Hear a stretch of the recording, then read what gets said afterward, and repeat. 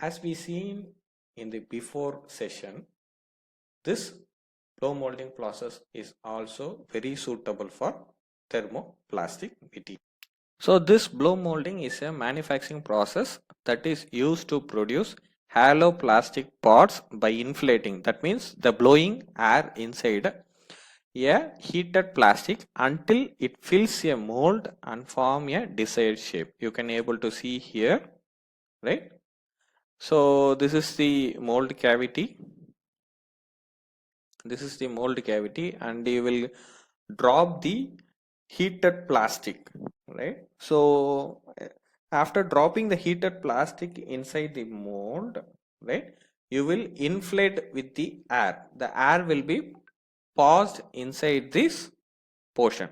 So what it will happen means, so this material will be expanded, right? So expand until it reaches the wall of the mold, and once it get reached with the wall of the mold, right, so that the desired shape will be formed, and after cooling we will cut this part and we will get, right. So you can able to see from this animation how the material will be casted, and that means molded, and this is very suitable for hollow plastic parts. That means the water bottles are made up of such kind of a molding process. Not only the water bottle and milk bottles and any chemical bottles are made up of such kind of a molding process.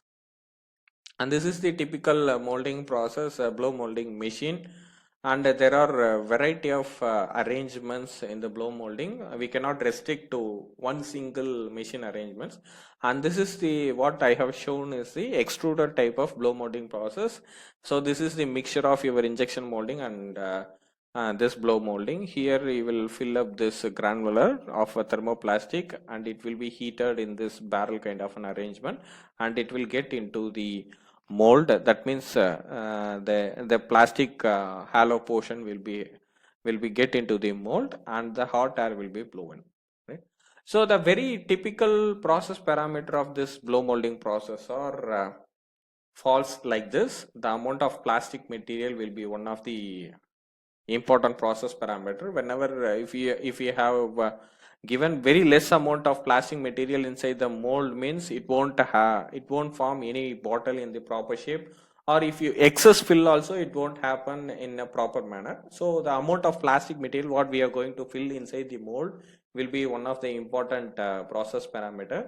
And melt temperature of a plastic molding material, right. So this is typically a different kind of a molding process when compared to other three processes like your compression, transfer, or injection molding process, right. So here we are going to put, or we are going to flow that material in somewhat viscous manner, not exactly in the molten or not exactly in the powder form what we have using in the compression or transfer molding.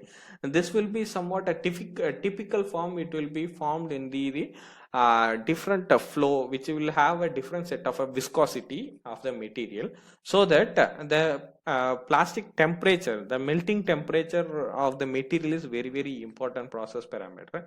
And next one is air pressure, what we are going to give here, the air pressure, right. So as I said before, we supposed to give the air pressure between 60 to 140 psi based on the material what we are going to use, right. Once the air pressure is varied, the forming or the molding of the plastic won't be happen properly. If it is an under pressure, the blowing, and that means the reaching to this molding won't be happen. And if you give very excess amount, there will be some explosion. That means it will be busted, right. So it not be very big explosion, so it will burst, and the plastic forming won't be happen.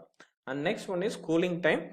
It's supposed to cool in a very quicker manner. If it is fail to do like so, there will be some defects like a blowhole will be happen. So these are the different process parameter which highly influences our blow molding machine.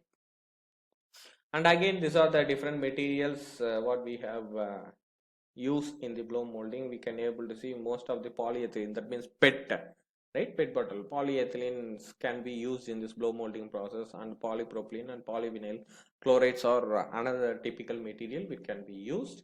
And you can able to see there are different types of plastic material which was typically used in the water bottle applications or chemical storage or milk storage. This high density polyethylene and low density polyethylenes are used in the milk storage containers, and overhead tanks also made up of such kind of process.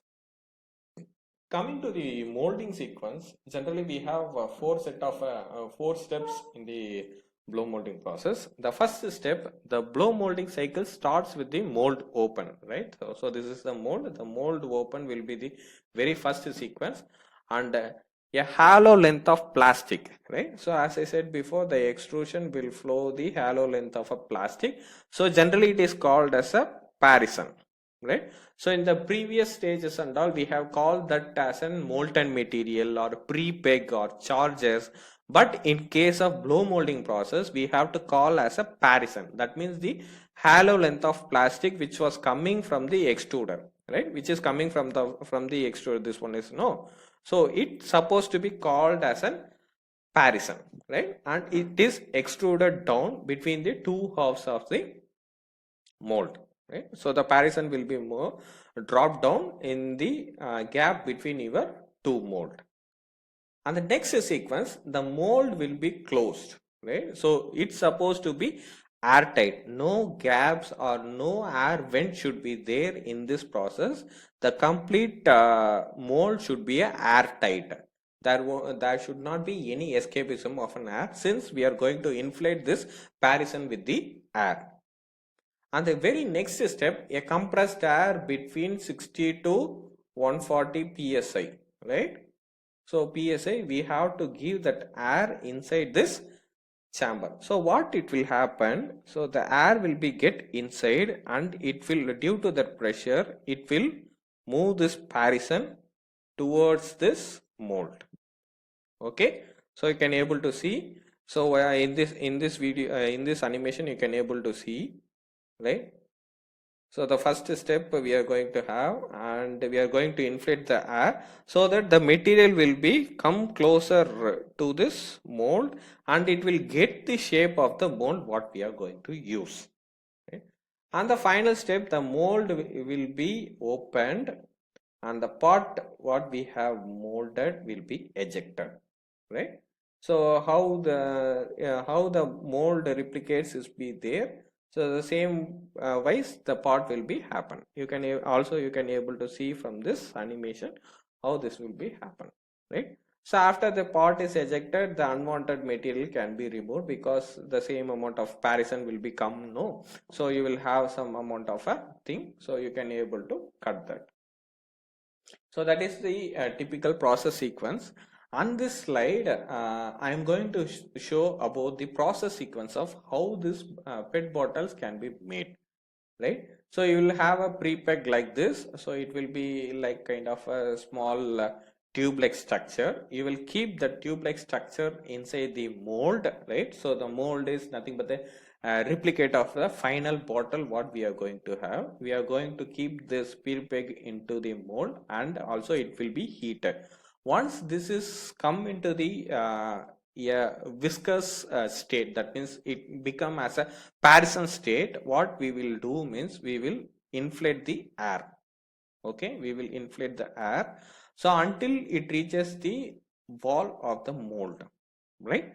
So after that we will have some cooling systems inside the mold. It will allow this material to be cooled, and the mold will be ejected, and we can able to get the plastic bottle. So this is the molding sequence of our plastic bottles. That means nothing but our PET bottle, polyethylene tetraphthalate PET bottles, right? This is how your plastic bottles are made, and you can able to refer a lot of videos which was available in the YouTube to get to know more about this manufacturing of PET bottles.